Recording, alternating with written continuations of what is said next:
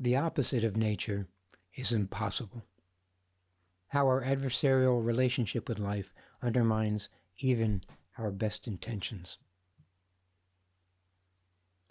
What I hope to convey in this presentation is twofold.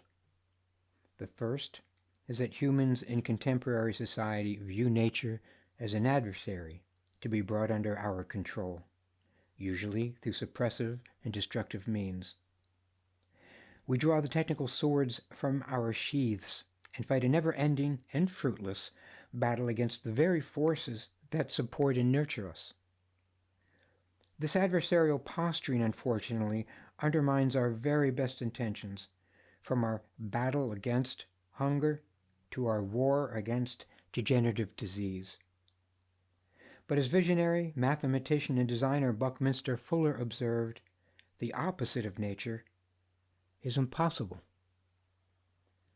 The second thing I hope to show is that the fire that inflames many of our ills is lit from a single match, our adversarial approach to life, and what appear to be diverse problems share a common solution, shifting our point of view. When the laws of nature are understood and correctly applied, a plurality of physical, social, environmental, even political ills will respond favorably to the exact same corrective measures. In short, we don't always have to choose our battles. Sometimes we just need to shift our point of view. So, another presentation on climate change. By now, you've been exposed to the doom and gloom forecasts of climate change, and each day, the news just gets worse. It never gets better. The grim statistics get forever upwardly revised. It's a wonder that you can even bring yourself to yet one more presentation on the subject. But in today's talk, I can offer you a more optimistic, perhaps manageable, view on climate change and your role in it. A brief mention of why I decided to create this presentation. I was serving in a sustainability role at a learning center in the northeastern United States. The CEO of the center decided to hold a series of meetings on sustainability to be facilitated by a world-renowned expert on the subject. In attendance would be top management of the organization, including select members of its board of directors. After introductions were offered, and before the start of the day's agenda, a spouse of one of the managers who had been invited to attend offered to the group what he claimed to be a, quote, clever catchphrase to describe the cynicism he felt that we, and the world at large, could ever achieve anything of substance to alleviate the effects of climate change. I never heard what that clever catchphrase was. I vaguely remember people laughing and nodding their heads, but I felt I'd been hit by a train by his suggestion that I was about to embark on a journey and be obliged to work with people who established as their baseline cynicism as it related to the task at hand. I never heard what that clever catchphrase was because my heart was pounding and the blood was rushing through my ears. Now, I should have excused myself in the meeting right then and there and taken my leave in order to compose myself in the hallway before rejoining the group. I was clearly not in control of my emotional response to the gentleman's words and his defeatist attitude. But instead, I opened my mouth and firmly planted first one foot and then the other inside. A word of advice: never react by telling your superiors, including a board of directors, the CEO, and a nationally recognized speaker, that they're all arrogant. Although I likely lost my job that day early on in my position, I did have another 2 years to articulate my views on the subject of climate change, natural law, and human initiative. But what was it about those gentlemen's words that troubled me so?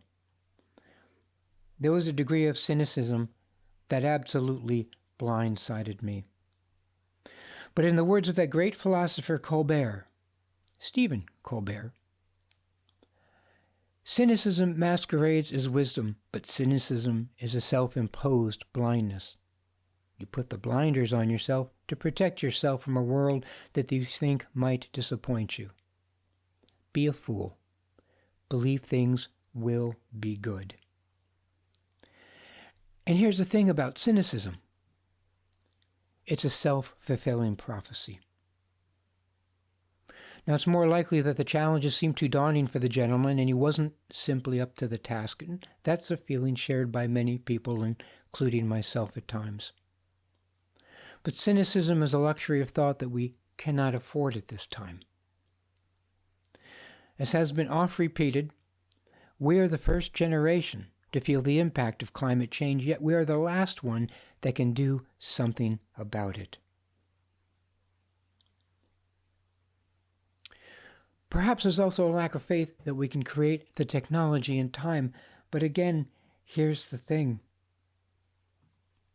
The technology already exists. In fact, we don't even drive technology. Technology drives us. And what do I mean by that?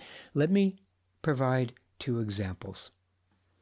World around, stone tools were first developed approximately 3 million years ago. Fire was brought under control about 1.5 million years ago. There's evidence of cooking as far back as 250,000 years.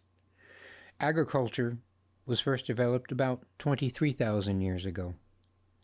The first evidence of pottery shows up about 20,000 years.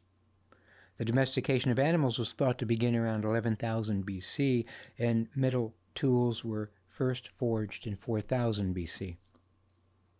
Now I'm guessing that humans stumbled upon some of these discoveries, such as the domestication of fire and perhaps cooking, when a raw piece of meat was inadvertently dropped into, then retrieved from a fire.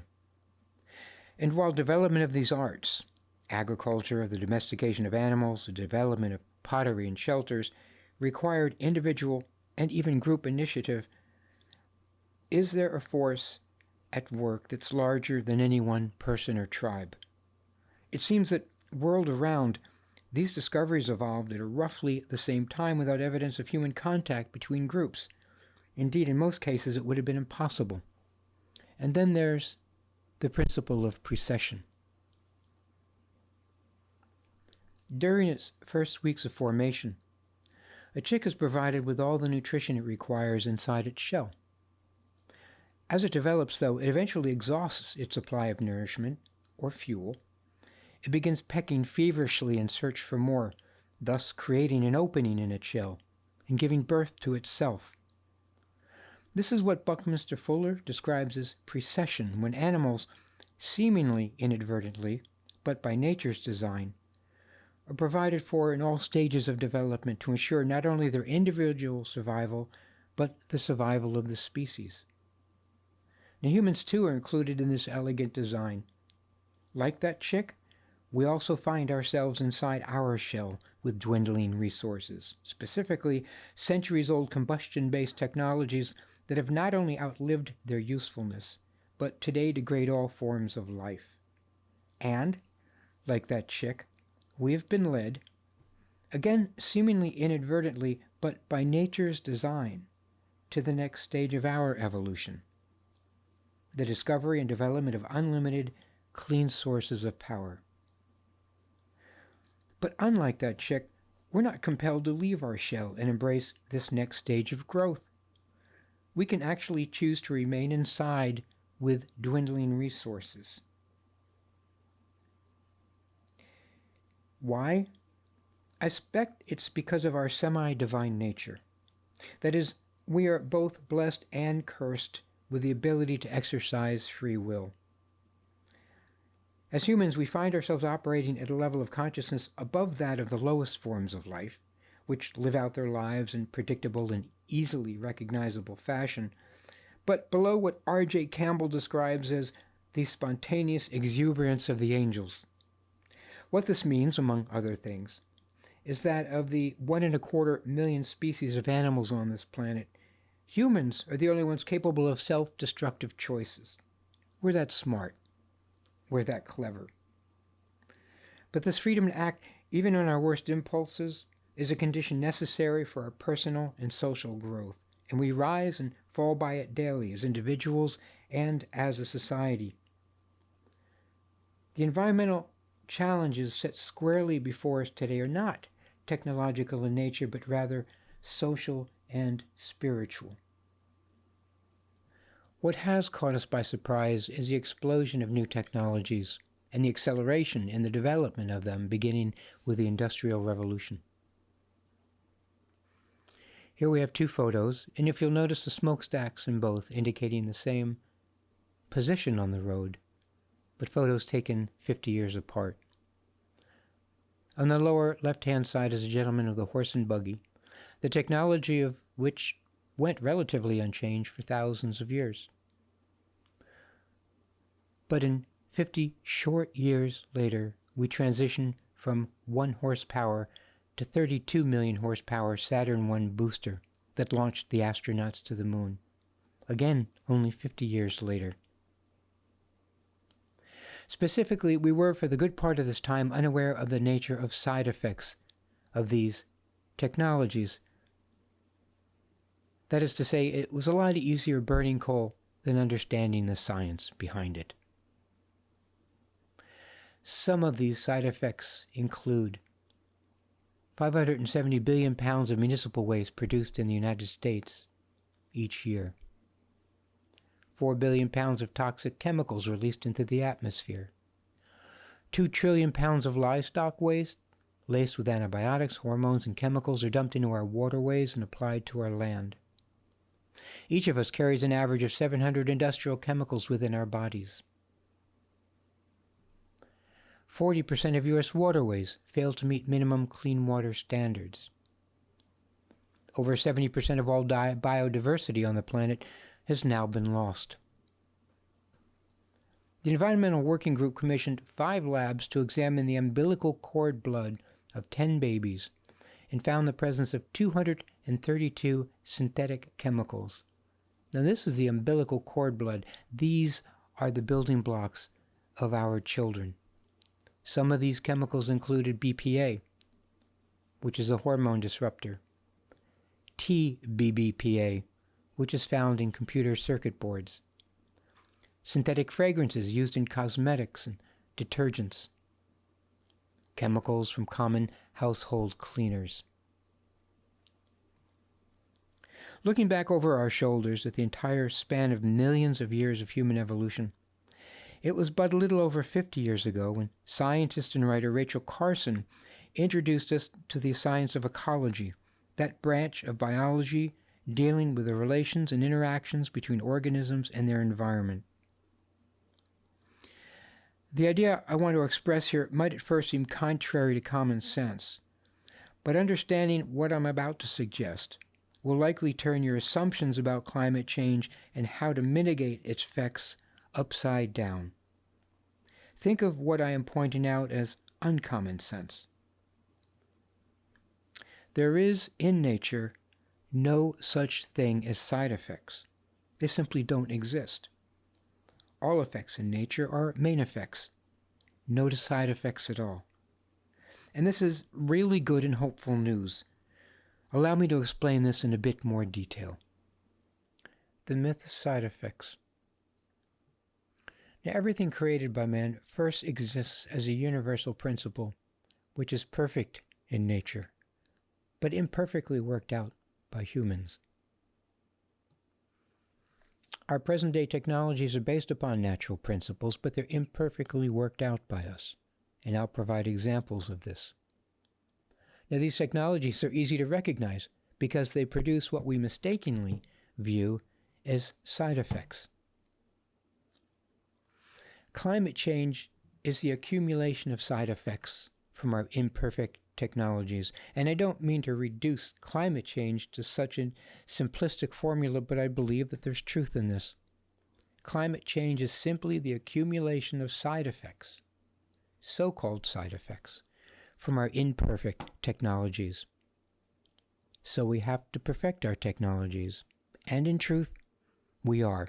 And I'll provide just a few examples of that a bit later on. So let's look at some of these so-called side effects. There's the production of energy that's perfect in nature. As an example, the leaf. The leaf produces energy through photosynthesis, where leaves transmute carbon dioxide, water, and sunlight into carbohydrates and energy. There are no side effects, and the only waste product, and there is no such thing as waste in nature as well, but the only so-called waste products from the process of photosynthesis is, well, oxygen. Now the production of energy imperfectly worked out by man. There is credible evidence indicating that humans domesticated fire as far back as 1.5 million years ago. Ever since that time, humans have relied upon combustion-based energy, wood, coal, oil, gas, to first heat their dwellings and cook their food, and then to heat, cool, electrify their homes and businesses, drive their machinery, and propel their vehicles, trains, automobiles, planes, rockets. The so-called side effects of combustion-based technologies and fossil fuels include, but they're not limited to, land degradation and the loss of critical wildlife habitat, water pollution, acid runoff from coal mining, the use of 9.6 million gallons of water per well for our 1.1 million active fracking wells, turning it into wastewater containing heavy metals, radioactive materials, and other pollutants, and then releasing it back into our waterways. Everything created by man first exists as a universal principle which is perfect in nature, but imperfectly worked out by us. Toxic emissions produced in the extraction, transportation, and processing of fossil fuels. Global warming from the burning of fuels that releases heat-trapping carbon dioxide into the atmosphere and oceans.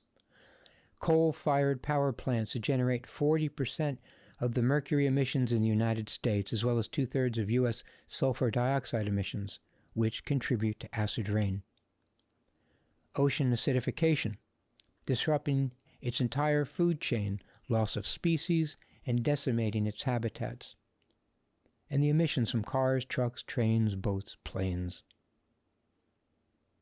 Everything created by man first exists as a universal principle, which is perfect in nature, but imperfectly worked out, imperfectly understood by us. And this is just the beginning in terms of cascading side effects. We have to include the cost of environmental cleanup, the medical costs related to health issues arising from these side effects, the loss of plant and animal diversity, the costs of maintaining a war footing to secure sources of fossil fuels, $6 trillion alone since the year 2000, and the inability to otherwise invest in health care, child care, education, investments, and new technologies. The fire we domesticated 1.5 million years ago is now all-consuming, from the hills of California to the Australian bush, to the forests of the Amazon, and the slow cooking of our seas. It's no longer a controlled burn. Now, for the first time in 1.5 million years, humanity can finally wean itself off of its dependence upon fire and the use of combustion-based technologies. Perfecting our power production through our growing understanding of natural principles, we can create technology that produces no side effects. That would mean universal principles which are perfect in nature and perfected by mankind. Solar power, wind power, tidal energy, geothermal. No side effects. The treatment of human waste. Just as there are no side effects in nature, there's also no waste products as well. Humans alone have the intelligence to ignore or try to act contrary to natural laws. As a consequence, our species alone produces waste as a side effect of imperfect technologies. Look at the typical forest floor. Season after season, year in and year out, leaves, Foliage die, fall to the forest floor and decay.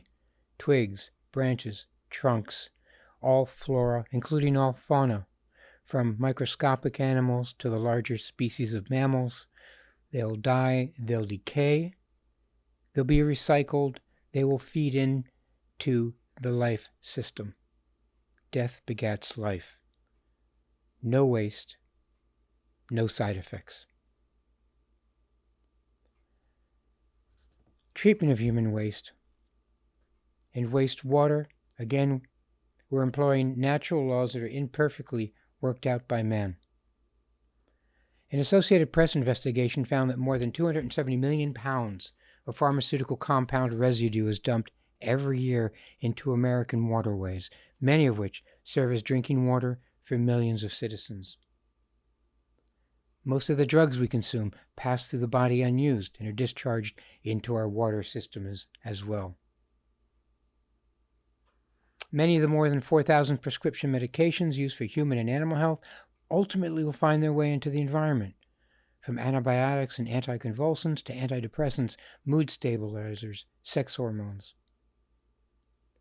2 trillion pounds of animal waste generated by large-scale poultry and livestock operations is laced with hormones and antibiotics, fed to animals to make them grow faster and keep them from getting sick while fed an unsuitable diet and inhumane living conditions. These, too, make their way into our estuaries and groundwater, and our bodies. Add to this chemical cocktail the effluents from household and business sinks and toilets, industrial runoff, petroleum products, strong acids. And while chlorine does effectively kill many pathogens in the water, this toxic chemical is not removed before we drink it. In addition, we have to consider that in this country we produce 75,000 to 85,000 chemicals that are not regulated or tested for safety. As one example of municipal drinking water, the Philadelphia municipal drinking water system was found to contain over 50 carcinogenic chemicals, including personal care products. But Philadelphia is by no means the exception. Our municipal treatment systems, while effectively neutralizing most pathogens, are not built to remove most of the effluents and none of the pharmaceuticals. Again, natural laws imperfectly worked out by man. But there is a better way. Let's take our lessons from nature. What you're looking at is the Eco Machine at the Omega Center for Sustainable Living in Rhinebeck, New York.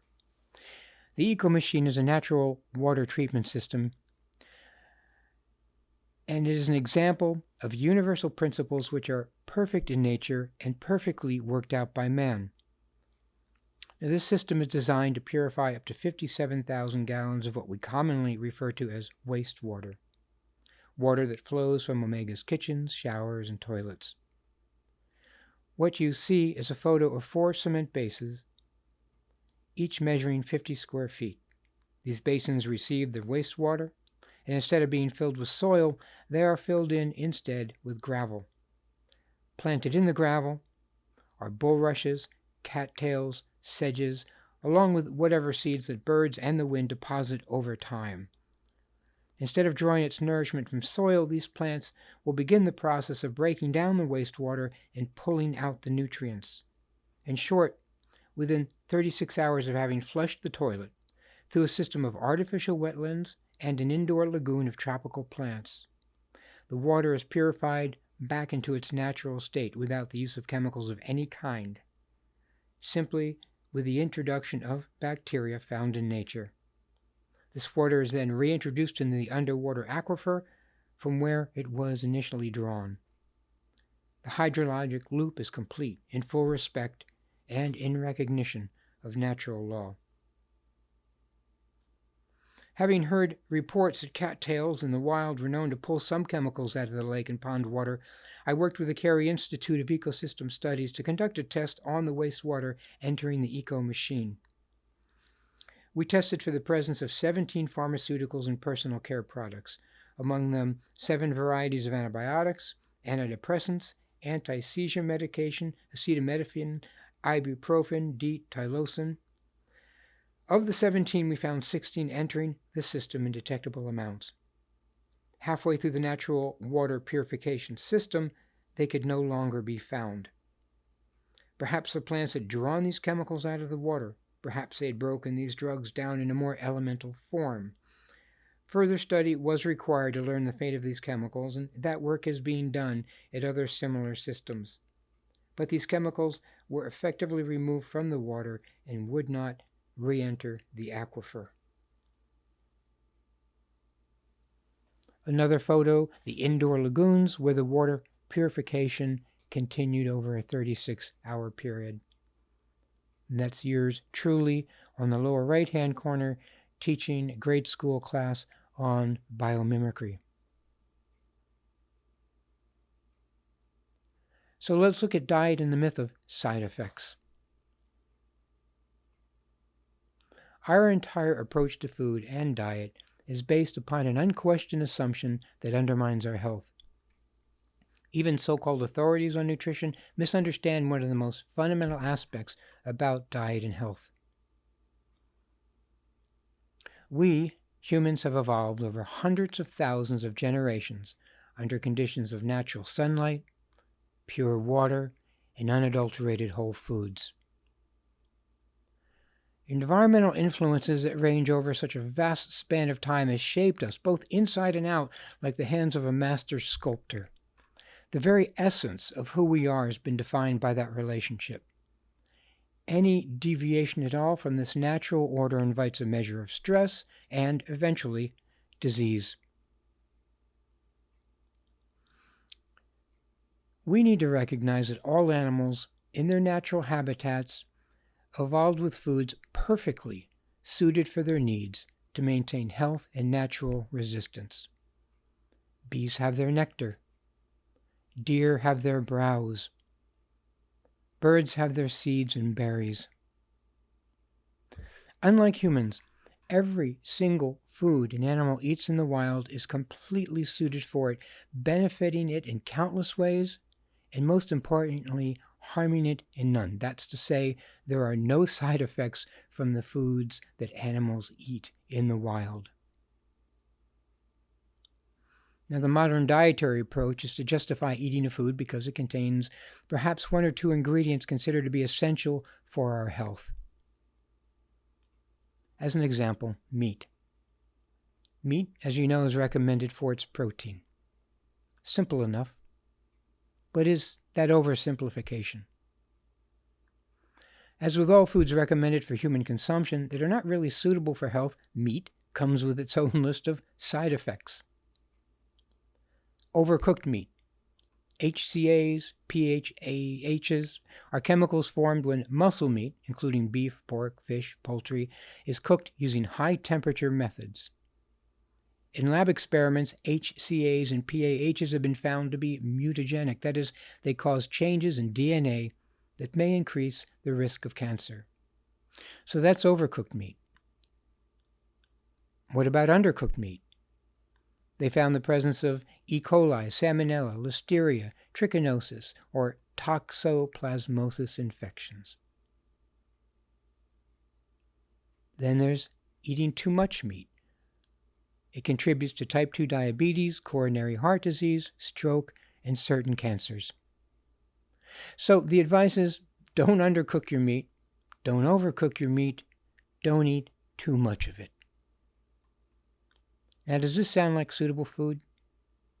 Improper diet equals side effects. The milk is recommended for its calcium. As with all foods recommended for human consumption that are not really suitable for health, dairy foods come with their own list of side effects, which include Crohn's disease, allergies and asthma, ear infections, colic and constipation, obesity, heart disease, diabetes, arthritis, various cancers from breast cancer to prostate. This is to say, these are the side effects of an imperfect diet. Just as with all other forms of life, foods suited for human consumption have no side effects at all. This is why mother's milk provides complete nutrition to the infant, and why cow's milk provides complete nutrition to the calf. No side effects. The modern dietary approach is to justify eating a food, as I said, because it contains one or two ingredients considered to be essential for our health. But really, based upon this belief, we could justify eating almost anything, because you'll always find something in a food item, any food item, essential for health. No other animal eats this way. No other animals suffer from side effects from eating this way, except, of course, for those animals that we domesticate, and whose natural diet we eliminate.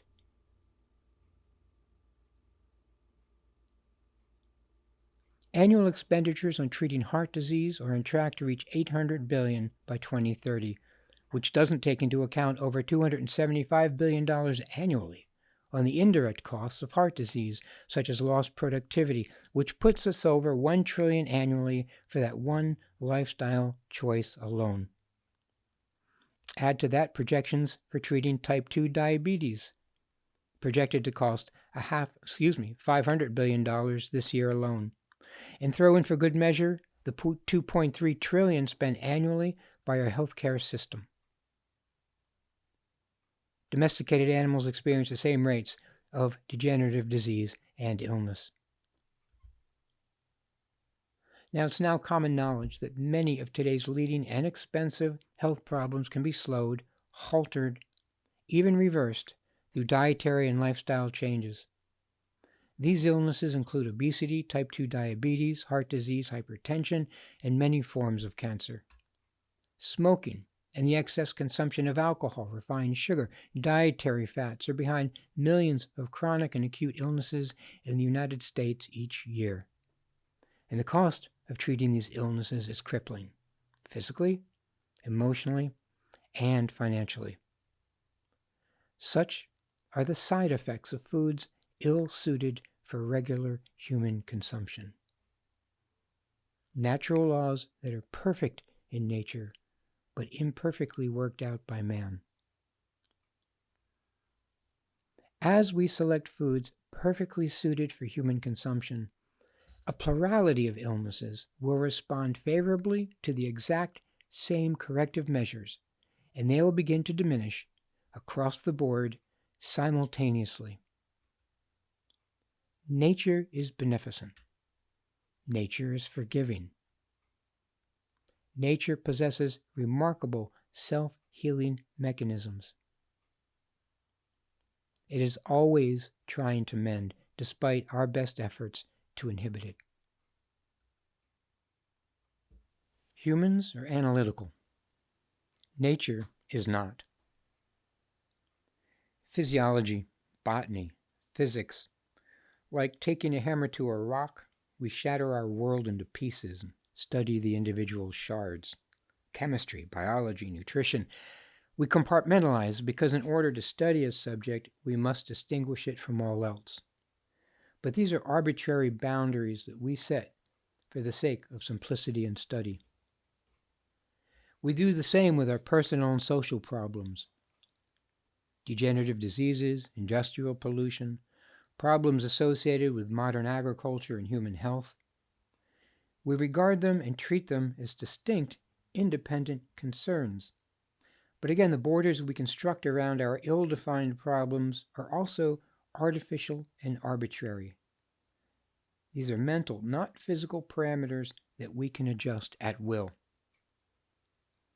And to compound the picture, the problems of the world are spirited into our homes through the miracle of television, computer, the phone, broadening our exposure to human frailties and natural and man-made disasters, from street crime and drugs to environmental insults and political intrigue on a national and global scale.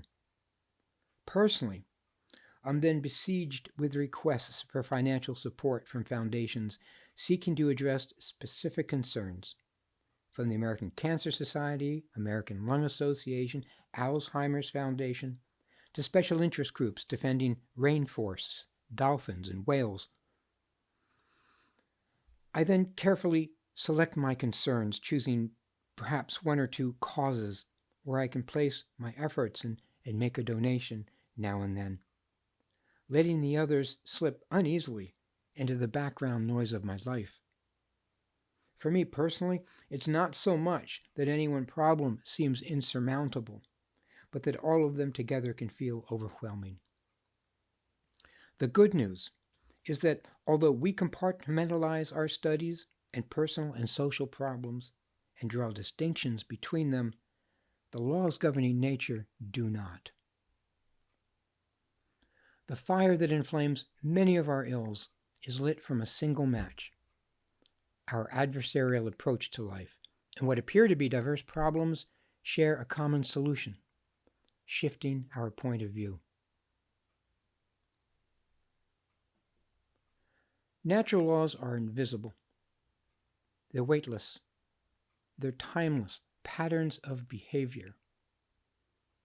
So in that sense, they are always predictable.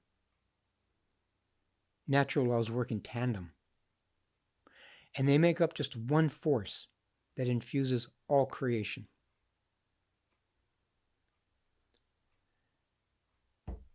For a brief moment, I'd like to look at legislated versus natural laws. Do they have anything to do with each other than basically they're called laws? Or is this just a play on words? Well, in the words of author and playwright George Bernard Shaw, playing with words is like playing with mere dynamite. Words influence our perceptions, and our perceptions determine our actions. So I'd like to show a brief list of both legislated and natural laws and the parallels between them.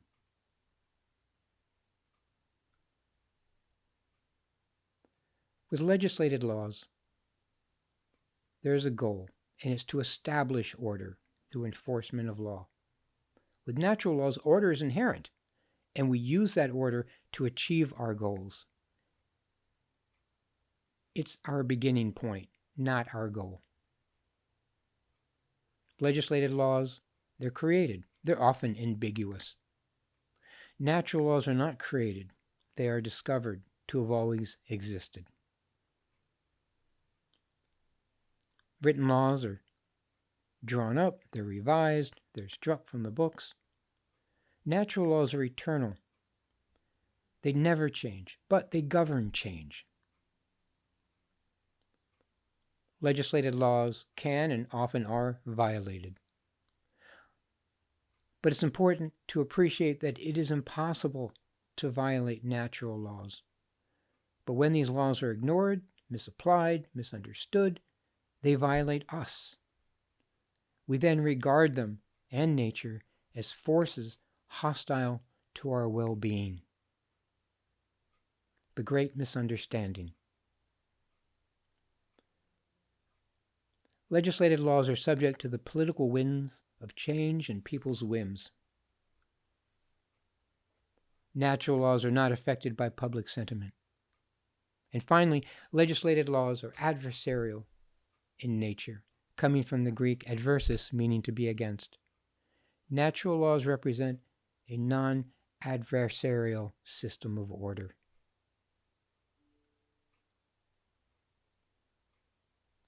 When natural laws are correctly understood and applied, a plurality of physical, environmental, even social ills respond favorably and spontaneously to the exact same corrective measures. Natural laws are perfect in nature, but imperfectly worked out by man. So I want to ask a question which might seem to have an obvious answer. Why do we consume organic foods over non-organic? And the response will be familiar and true. We don't want to ingest the poisons of our modern agricultural industries, the herbicides, the pesticides, the fungicides, the thousands of chemicals that are literally poured over our plants and into our soil. But there's actually a more fundamental reason why we should be eating organic foods. And we can thank this man for his work and his influence on the modern organic agriculture. During the first half of the 20th century, soil scientist Albert Howard discovered a secret to health through trial and error in his agricultural work for the British government throughout India and Singapore. He ignited the organic agricultural movement worldwide, and he was later knighted for his work, which is summed up in his two books, The Soil and Health and An Agricultural Testament. Sir Howard discovered and confirmed through his fieldwork the disease-resisting power of natural living soil. Observing that untouched forest and field required neither heavy dressings of fertilizer nor blankets of chemical sprays to maintain their health and fertility, Sir Howard created humus based upon a traditional Indian composting system called the Indori process. The process recreated the grades of soil found on a typical untouched, undisturbed forest floor. Plants cultivated in such soil naturally resisted disease. Sir Howard confirmed this time and time again by introducing numerous infectious diseases into his plant populations, but his cultivated plants remained disease-free. Now at that time, mid-20th century, 3 highly infectious diseases were plaguing cattle in India: rinderpest, septicemia, and foot and mouth disease. Howard had his cattle forage on plants grown in soil that had been nourished by his compost. He eventually exposed his herd to cattle that were clearly infected with these highly infectious diseases. Again, the diseases wouldn't take, and his cattle remained healthy and strong, while surrounding populations of cattle were decimated by these same diseases. His conclusion? The best defense against illness and disease is a strong immune system, in both plants as well as animals, including humans, and that natural resistance is passed along through the food chain. Sir Howard's work provided the inspiration for Lady Eve Balfour in England and J.I. Rodale, the founder of Rodale Press, Organic Gardening and Farming, and the beginning of organized organic agriculture throughout the Americas, Europe, and the Far East. But his work, that original message, has been lost. There is a fundamental difference between the quality of soil described and recreated by Sir Howard and what we commonly refer to as organic farming today. I spoke with a grandson of J.I. Rodale, who is actively involved in the organic agricultural movement in the United States. Now, while acknowledging Howard's influence on his grandfather and the organic movement worldwide, he himself was personally unaware of the discoveries Sir Howard made regarding the health of the soil and the natural resistance that inspired Rodale's founder. We haven't yet arrived at growing and consuming food that naturally resists disease, or tangibly benefiting from the consumption of such strengthening foods. Foods grown in such living soil create healthy and disease-resistant plants that in turn strengthen and protect the animals and people who feed upon them. This is literally health from the ground up. Natural farming cycle, and what happens when we interrupt that cycle by the introduction of chemicals, and the results being of what we euphemistically describe as the side effects of improper technologies.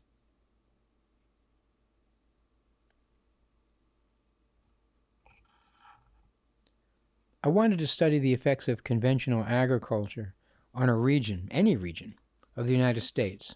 So I opened an atlas, closed my eyes, and randomly chose one spot on the map. My finger settled upon the Susquehanna River Basin leading into the Chesapeake Bay, located in the mid-Atlantic United States. The photo on the right shows the silt flowing down the Susquehanna River into the Chesapeake Bay as a result of improper farming practices. Chemicals used in agriculture today are ubiquitous. So where to begin? It would be impossible to describe or even understand the effects of these chemicals in their totality, So in order to gain an appreciation for the deleterious effects of these chemicals, I decided to choose just one, and that one is likely the most innocuous of them all: the addition of nitrogen found in standard commercial fertilizers. Chemical farming methods break the natural rhythms and regenerative effects of soil replenishment, and it begins to break down soil, then plant, then animal health. The following illustration tracks what happens when just that one artificial input, nitrogen, is added to the soil. It offers a visual of the cascading nature of side effects and how our adversarial response and approach to addressing these side effects creates even more, giving us the impression that controlling these problems is, well, frankly, out of our control. But nothing could be further from the truth.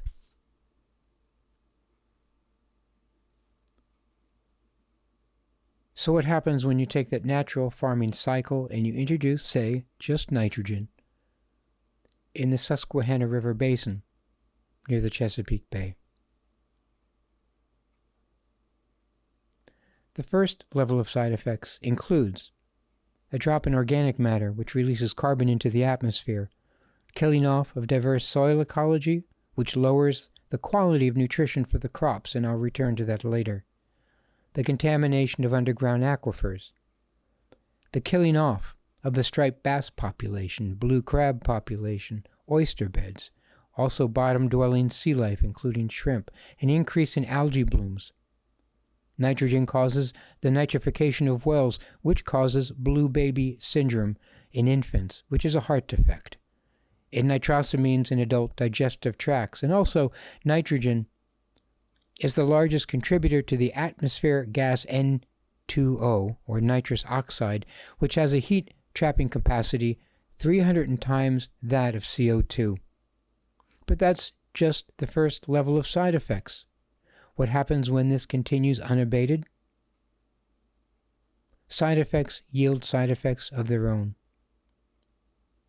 So the contamination of underground aquifers yields health effects upon people drawing groundwater. The killing off of diverse soil ecology lowers the quality of nutrition for the crops. And as Sir Albert Howard discovered, the lowered immune response invites pathogens to feed off of this weakened and decaying tissue. That's the duty, that's the role of pathogens in nature. But we don't see it that way. We take an adversarial response to that. So what is our response? The application of herbicides, fungicides, and pesticides, which will yield further side effects of their own. It's harmful for human and animal consumption. It further compromises the health of plants. It triggers mutation and adaptation of pathogens, which requires ever more toxic chemical applications. Again, we see this in an adversarial way. We could return to our natural farming methods, but instead we continue on this path of self-sabotage. So when the application of herbicides triggers mutation and adaptation of pathogens, our response is the introduction of genetically modified seed. It secretes its own pesticides, or it's resistant to other chemicals that are used in agriculture, such as Roundup Ready. What are the side effects of doing that? Well, the killing of beneficial insect populations, including the bee population, loss of plant and animal diversity. There's genetic drift, which crossbreeds with non-GMO seeds and organic seed. It's the creation of superweeds and superviruses. Genetically modified seed lowers nutrient values in plants. It triggers further mutation and adaptation of pathogens. It contributes to soil toxicity. It contributes to the extinction of seed varieties. And yet, the side effects continue to roll out. We respond by creating stronger, more potent GM seeds and crops. The soil toxicity from these seeds leaches into groundwater, consumed by aquatic life, animals, and humans.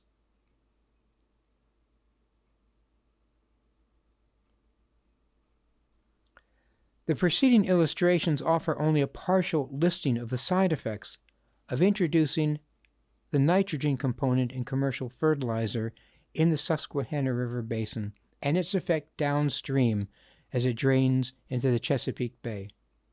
Side effects yield side effects that yield further side effects ad infinitum. And here's the bad news. We cannot fix side effects. That is to say, how can you fix blue baby syndrome? Corrective heart surgery, I suppose, during the first few precious days of life, and pray that it succeeds. How do you fix the decimation of the fishing industry and the tearing apart of the social fabric of families and communities? SNAP benefits, soup kitchens, food pantries. How do you fix the production and release of heat-trapping nitrous oxide into the atmosphere? How do you fix the genetic drift of genetically modified seed? You can't fix side effects, although you wouldn't know that by observing the efforts of the many dozens of organizations, thousands of people, millions of dollars dedicated annually to address these concerns in just this one bioregion, addressing simply the addition of nitrogen. But it appears to be little more than triage than anything else, preoccupied with addressing only the symptoms, the side effects, if you will, of imperfect farming and agricultural practices. The bad news is we cannot fix side effects. The good news is that we don't have to. Stop the hemorrhaging. Go back to the source. Remove the chemicals. Reintroduce natural farming methods. As you do that, you break those first links that create the cascading side effects. And when you do that, stop the hemorrhaging. Return to the source. Remove the chemical inputs. Reestablish the natural farming cycle. As you do that, you break those initial links, the initial side effects of that improper technology. And as you do that, all of these problems will begin to diminish simultaneously across the board. A plurality of ills will respond favorably to the exact same corrective measures. We don't always have to choose our battles. Sometimes we have to change our point of view. So what does it take to motivate us? Isn't this enough? In terms of commerce, returning to natural farming practices, perfecting our technologies to align with natural principles. In terms of commerce, it'll be the creation of millions of new jobs, the creation of entirely new industries, new exports. With health and human services, we can create a strategy for reclaiming our air, our water, our food, which will dramatically reduce illness and the expense related to environmental health measures. In terms of the Treasury, a cost-benefit analysis would reveal that billions of dollars spent annually on medical care related to the burning of fossil fuels, cleanup costs related to environmental degradation, the hundreds of billions of dollars spent annually keeping this country on a war footing to ensure our access to foreign oil, and the cost associated with maintaining the tools of industries that are based upon antiquated 19th century technology. In terms of foreign policy and national security, weaning ourselves off of fossil fuels will, for the first time in memory, free up a Secretary of State to shepherd a foreign policy guided by humanitarian considerations rather than pursuing our primary concern for oil at all costs, who would act as a broker for peace instead of an apologist for war. So why do we resist implementing such positive change? How can we be so stubborn? Well, let's start with a quiz. Can you identify the following country? It must satisfy all, not just some, of the following criteria. This country is the world's leading manufacturer and exporter of airplanes, steel, appliances, automobiles. It is not only energy independent, But this country is the world's largest producer and the world's largest exporter of oil. It's so large, in fact, that it alone determines the price of oil on the world market. And finally, this country is not only a creditor nation, but the world's largest creditor. Now, this is, in a sense, a trick question, because what country today can boast of such sweeping economic power? The answer, though, is the United States. Well, from the early 1950s through the mid-1960s. Now, many people of my generation and older directly experienced this part of recent American history, and many of us are nostalgic for those times, which were far simpler. Many members of my generation and older wish to return to those days of American superiority, and really, who can blame them? Those were, after all, heady times, and they feel threatened that people today wish to steal their version of the American dream. They'd be correct in that assumption. These older Americans are nostalgic, and they're forever looking back over their shoulders while evolution is unyielding in its progression through time.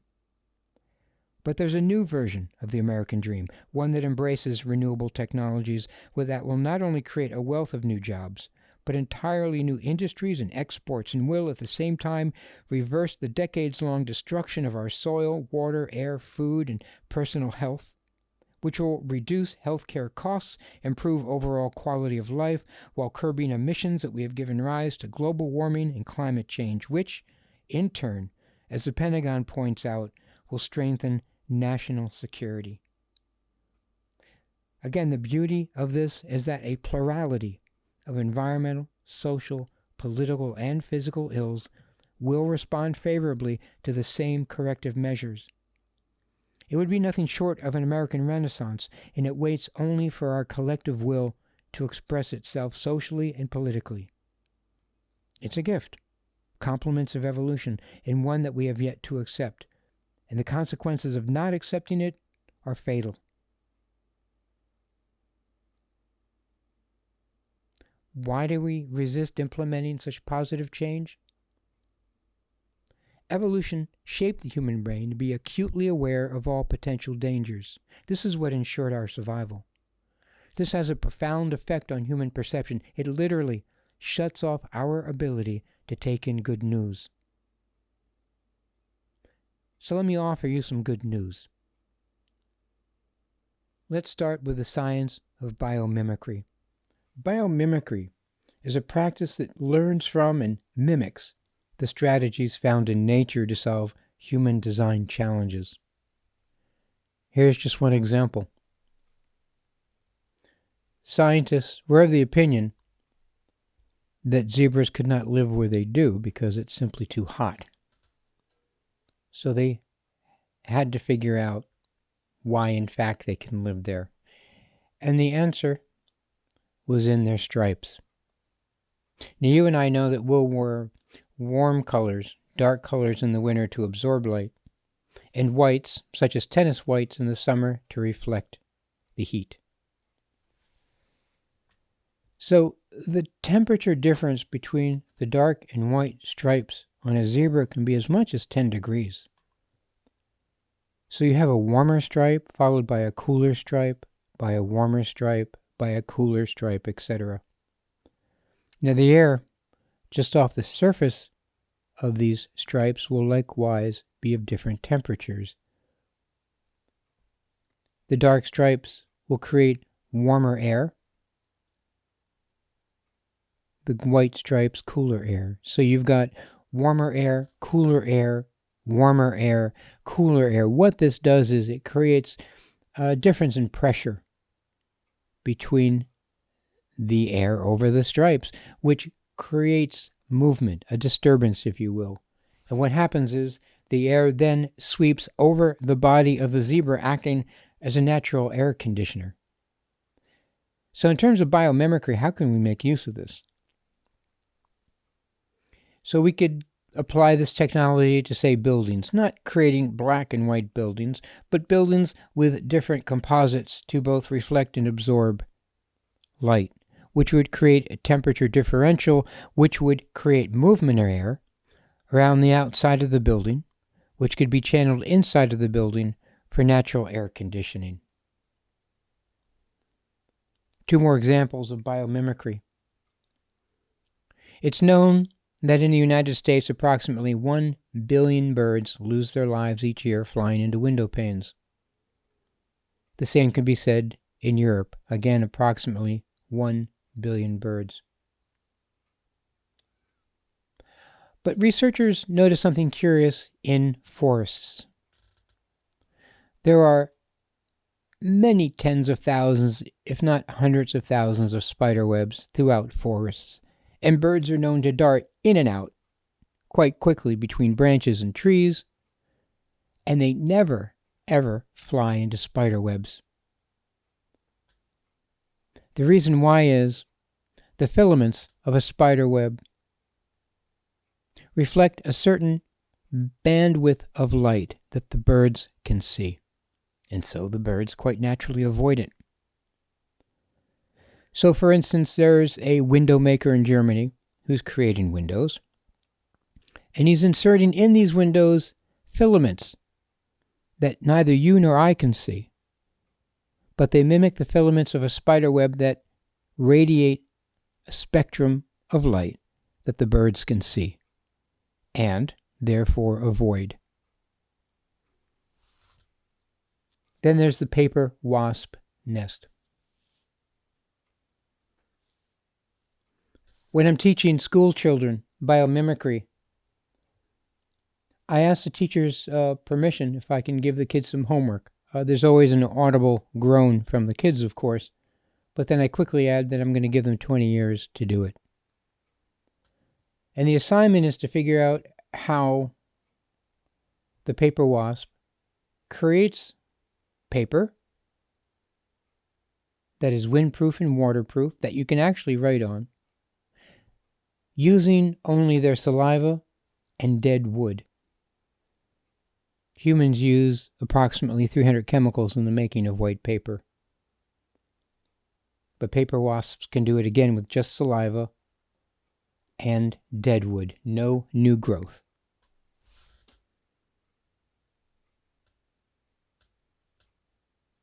Some more good news.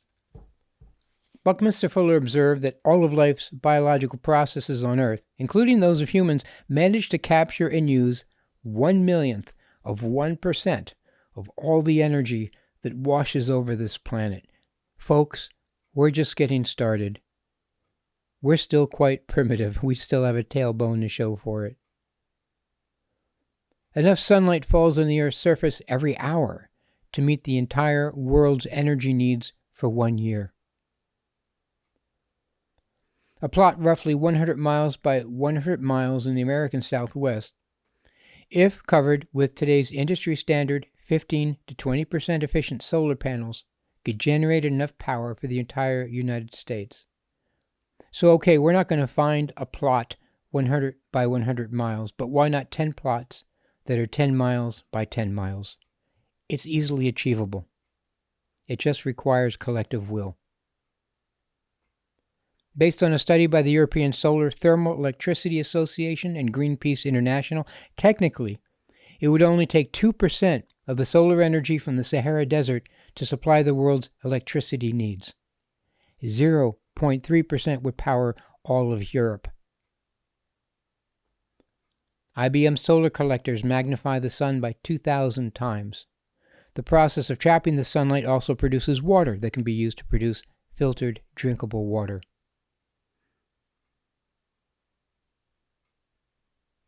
Using today's technology, we can erect in space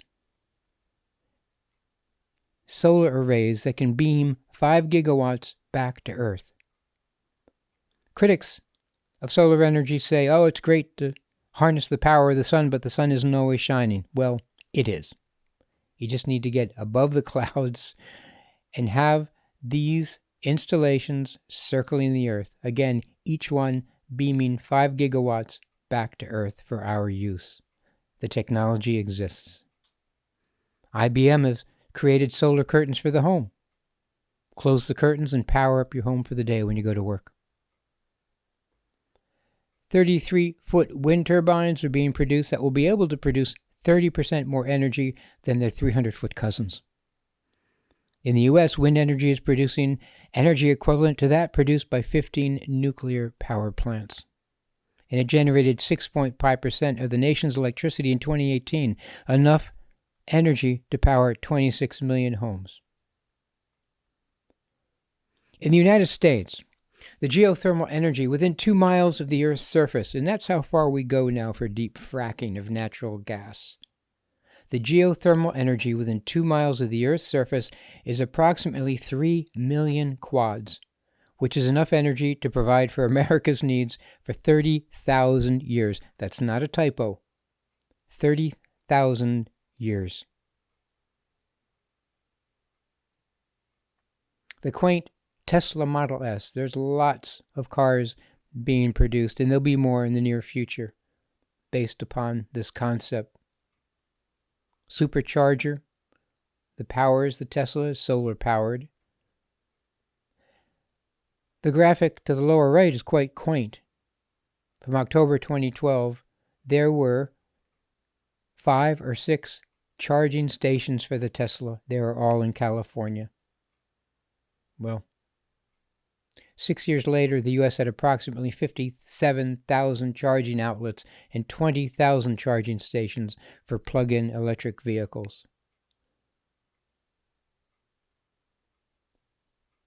The biophotovoltaic panel. A biophotovoltaic panel installed at the Valdora campus of the Institute for Advanced Architecture of Catalonia. It consists of a battery that produces energy from bacteria in the soil around it. The bacteria break down plant nutrients to release electrons that are used to create an electrical current. Portland, Oregon residents can now generate green electricity simply by turning on their water taps and flushing their toilets. Portland is using a state-of-the-art system to capture energy from water flowing through the city's pipelines. Small turbines installed inside the pipelines are turned by the flowing water, sending energy into a generator and off into the power grid. May 8, 2016, Germany produced so much renewable energy that output exceeded demand. Prices went negative, so consumers were paid to consume energy. Literally power to the people.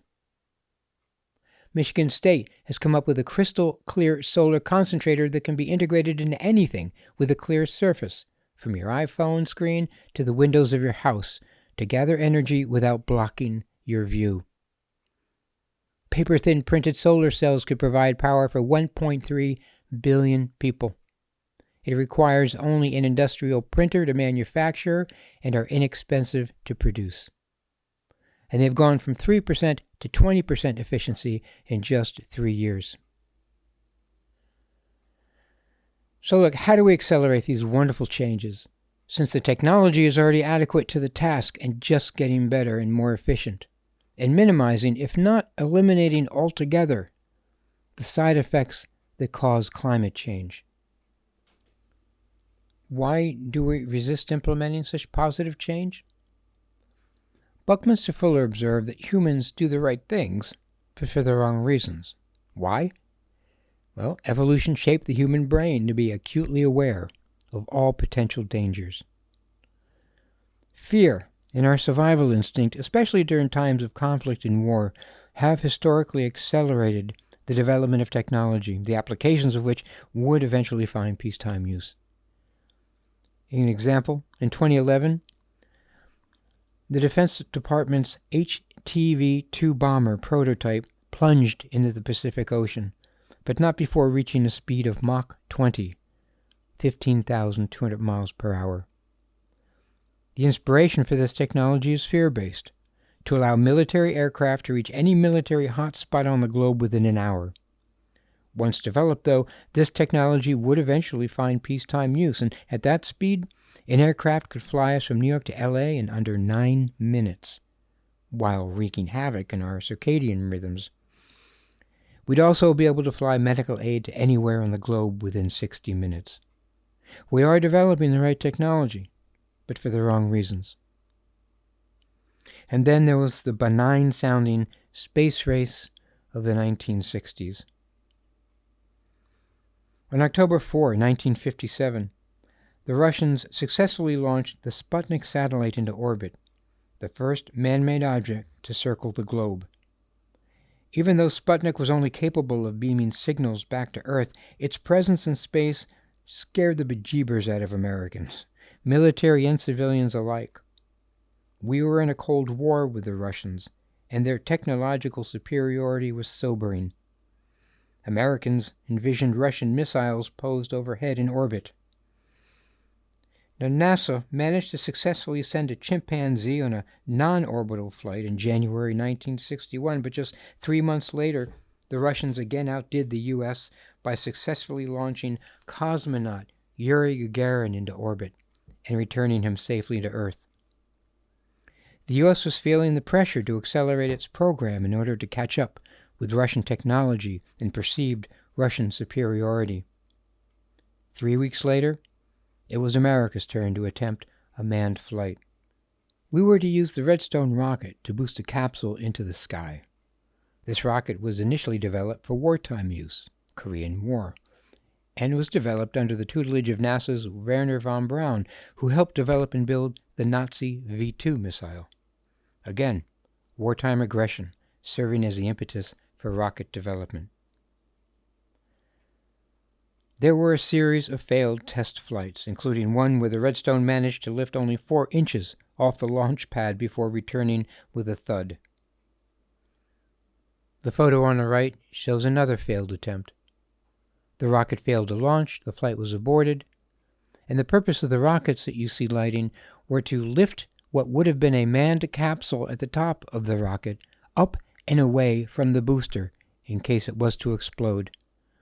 Well, as you can see, the rockets fired successfully. Unfortunately, it forgot to take the capsule with it. Finally, though, the day arrived for astronaut Alan Shepard to attempt space flight. After hours on the launch pad, it did successfully take off. It flew in an arc from Cape Canaveral, Florida, to just north of the Bahamas.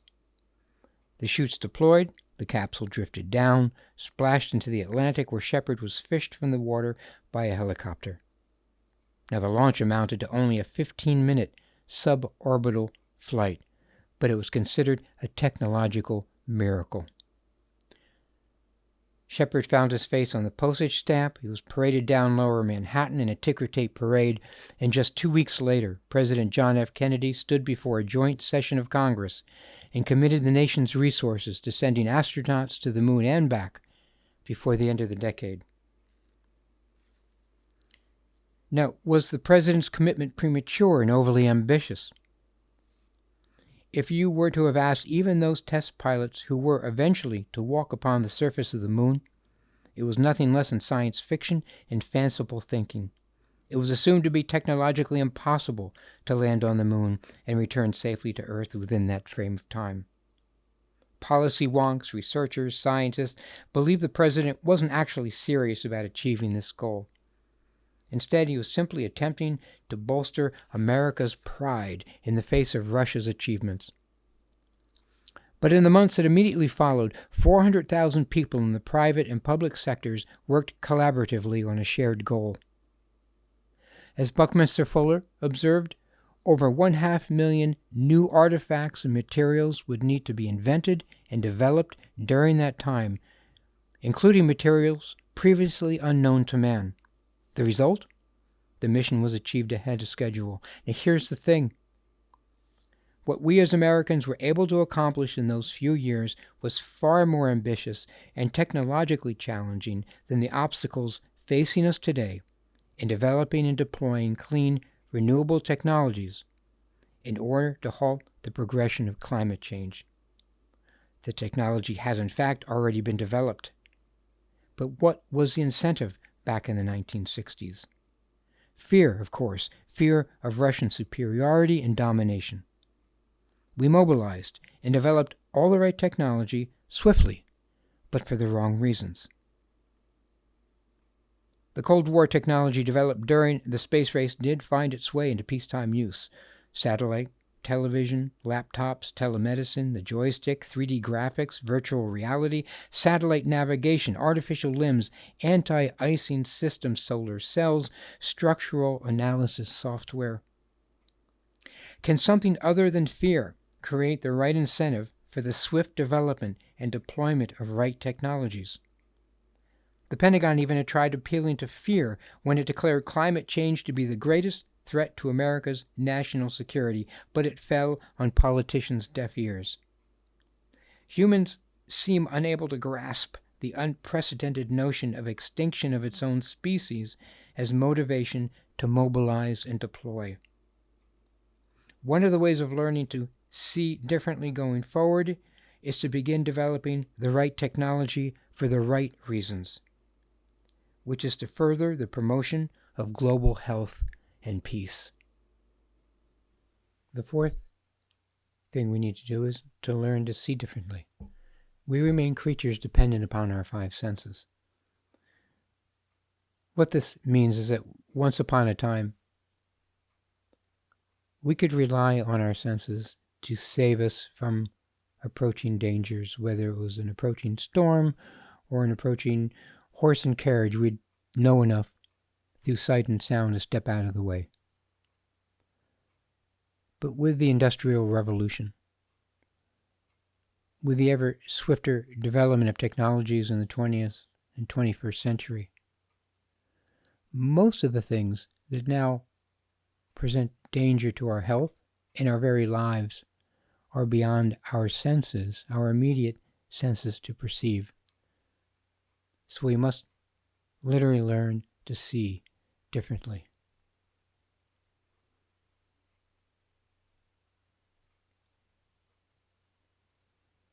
The fifth reason why we resist implementing positive change: deliberate misinformation.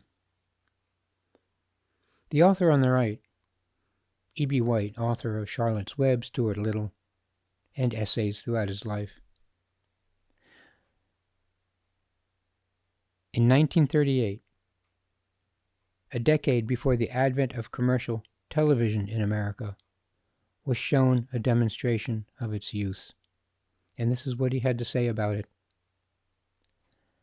I believe television, and by extension the computer and internet, is going to be the test of the modern world, and that in this new opportunity to see beyond the range of our vision, we'll discover either a new and unbearable disturbance of the general peace, or a saving radiance in the sky. We shall stand or fall by television, of that I am quite sure. Well, I believe the jury is still out on this. Television has proven to be a blessing and a curse, and we have yet to realize its full potential. At best, television exposes us to a spectrum of world cultures, history, and current events, nature and the environment, and good, clean fun and entertainment. It can educate and inspire. Together we watched a live telecast as a man stepped off a lunar module and onto the surface of the moon. At worst, and most often, television robs our children and adults of our imagination, numbs us to the effects of violence, undermines our sense of safety and security, and serves as a role model for aggressive and violent behavior. As just one example, by the time a child reaches the first grade, she or he will have watched 30,000 television commercials and witnessed 8,000 acts of violence on television and video games at a time when their brains are being hardwired. I turned on the TV the other day and channel surfed. 80% of what I saw dealt with and glorified violence, from crime and horror shows to superheroes, something for all ages. The violence of the top video games is horrific, from Battlefield Hardline to Bloodborne to hatred. The premise of hatred, and I quote here, players act out the role of a sociopath who attempts to kill innocent bystanders and police officers with guns, flamethrowers, and bombs to satisfy his hatred of humanity. Blood and gore is rampant, as are characters begging for mercy before they're executed, frequently during profanity-laced rants. Close quotation. Recommended viewing? Of course, 10-year-olds and up. When it comes to educating the public on the value and promise of 21st century renewable technologies, television has played a central role in deliberately misinforming the public and stalling, even reversing, progress. Plutocracy and the disinformation campaign. Now it can be said that corporations possess a strong survival instinct and will do whatever is required to survive, if not thrive. The captains of these industries are responsible to their shareholders to maximize their profit, and at all costs, even at the cost of truth. Here's but one example. Now, the scientific research regarding the effects of fossil fuel technologies on climate change is firmly established. The financial security of traditional fossil fuel-driven energy conglomerates is threatened by the specter of climate change and the rapid and accelerating advancements in clean, renewable technologies. So the survival mechanism kicks in. Money pours in from individuals and organizations having a vested interest in the continuing use of antiquated fossil fuel technologies. They create what they call think tanks, with names only a little less ludicrous than the Institute to Debunk Climate Change. These pseudo-scientific institutes are filled with people who possess PhDs but no moral compass, and they skewer the scientific data. The altered research they produce is aired as legitimate news on television and radio stations throughout the United States. Europe flatly rejects it. And since this is a presentation on climate change, I would just throw in a nature photo for entertainment. Now, not coincidentally, these networks are owned and controlled by the same good people who control the fossil fuel industries, through interlocking directorates or outright ownership. The news is fear-based. Fear of loss of jobs. Fear that renewable technologies are not adequate to the task. Fear about losing the nostalgic dream of American supremacy fueled by oil, coal, and gas. Fear of change of this magnitude. This disinformation influences the opinions of millions of voters who inform themselves almost exclusively on these news outlets. With their opinions formed, viewers look toward their representatives to represent their interests on climate change and the pushback against renewable technologies. Who then are these viewers going to vote for in state and federal elections? To answer this question, we need to consider the following. How much does it cost to buy a seat in Congress? Using data from the 2012 election cycle, House members, on average, each raised $1,689,000. Senators, on average, each raised from $10.5 million to $14.5 million in order to buy their seat. The cost of buying an election have increased dramatically since then. Now, representatives and those aspiring to the position have to rely heavily on the largesse of corporate donors to fund their campaigns. In a word, they become beholden to them. By default, those millions of viewers who feed almost exclusively on junk science will support those candidates bankrolled by the corporate giants who own the fossil fuel technologies, the airwaves, and eventually the candidates themselves who espouse the interests of their benefactors. Now, it's been made abundantly clear by former representatives that their colleagues, despite their seemingly different ideologies, do acknowledge both the existence of climate change and the role that fossil fuel technologies play in it. It's just that they cannot afford to defend that position if they wish to bankroll their campaigns, or so they believe.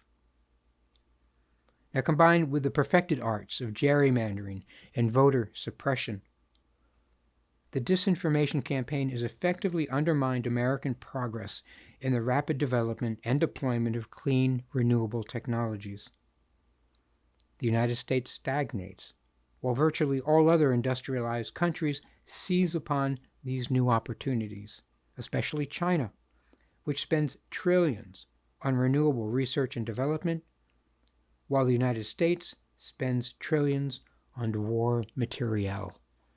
As is readily recognized by now, there are financial and political constraints in place in our country that benefit the interests of the few and the wealthy.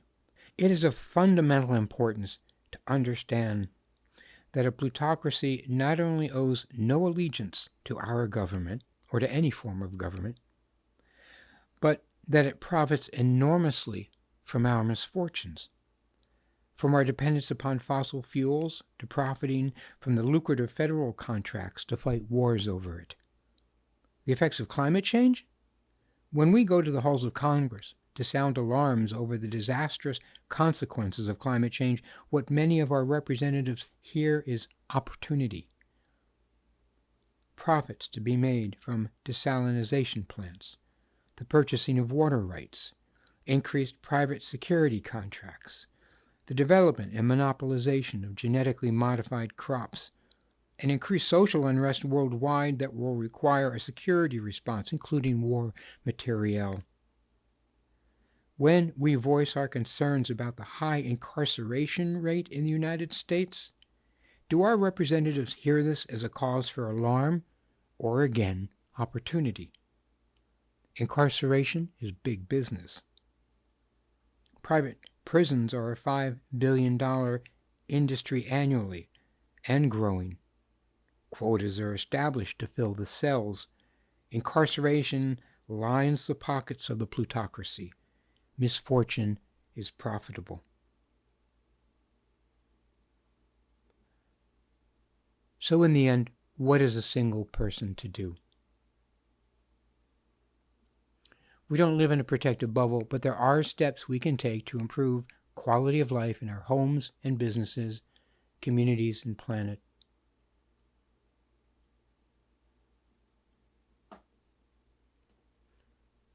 The first thing we can do is enjoy a diet that supports sustainable farming practices, which promotes the health and vitality of the soil, plants, animals, and humans. Adopt a plant-based diet. Minimize or eliminate altogether foods that are not perfectly suited for human consumption: meat, dairy, food additives, preservatives, colorings, and the like. Find your passion points and organize with like-minded people.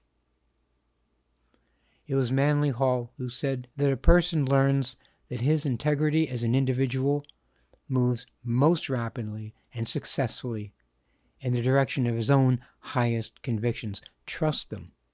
Listen to yourself and trust them. The 3.5% rule. How a small minority can and has changed the world. Looking at hundreds of campaigns over the last century, Harvard researcher and professor Erica Chenoweth found that nonviolent campaigns are twice as likely to achieve their goals as violent campaigns. And most importantly, although the exact dynamics will depend on many factors, she has shown that it takes around 3.5% of the population in any given movement actively participating in the protests to ensure even serious political change. We don't need to change the world. We don't need to convince everybody. We just need to organize with that 3.5% critical mass that can tip the balance. We have been appealing to leadership, political leadership and the captains of industry and technology, appealing to their better nature. But I believe the time has come to instead compel them. The only way to effect swift and meaningful change is to practice civil disobedience. So we should prepare ourselves to leave our comfort zones to do that. There are 25 global companies that produce 80% of the pollution that contributes to climate change. We need to target them financially. We need to boycott. Money is the one language they understand and respond to. Don't appeal to them, compel them. There is strength in numbers.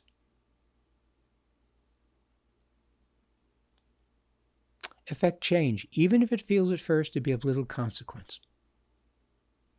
Even incremental changes in habit and lifestyle can produce profound changes over time. As is commonly understood among mariners, the shift of just a few degrees at the beginning of a voyage can mean a vastly different direction and destination far out at sea. Don't underestimate the power and influence of your everyday choices. Humans are quite simply a work in progress. Whenever we speak of evolution, we make the mistake of restricting its meaning to the past tense, something that has occurred. What comes to mind is fossilized evidence, things old and partial, trapped in stone, until exposed to sunlight and dusted clean with an archaeologist's brush. These fragments often reveal species of life that died out ages ago, having been unable to respond to social and environmental pressures. We shouldn't restrict our understanding of evolution to past events. We must also consider future possibilities. Although it's written in the Bible that God created man in his image, I can't help but think that over the past 3,000 years, during its travels from mother tongue to modern languages, something subtle was lost in the translations. And the words originally written said that God is creating man and woman in his image. Humans are quite simply that work in progress. So today we find ourselves at a critical juncture in our evolution, where our technological achievements have, until recently, outpaced our understanding of the science and the side effects behind them. After all, it was easier to burn a piece of coal than to understand the science behind it, where our technological evolution continues to outpace the social evolution that is required to embrace these new technologies and use them for the common good. Mathematician, philosopher, scientist, and inventor Arthur Young wrote that, quote, "Evolution requires a current against which to swim. The river of time carries us along, but it is only by our own effort that we evolve." Close quotation. The challenges facing us today are not technical in nature. They are social and, more importantly, personal.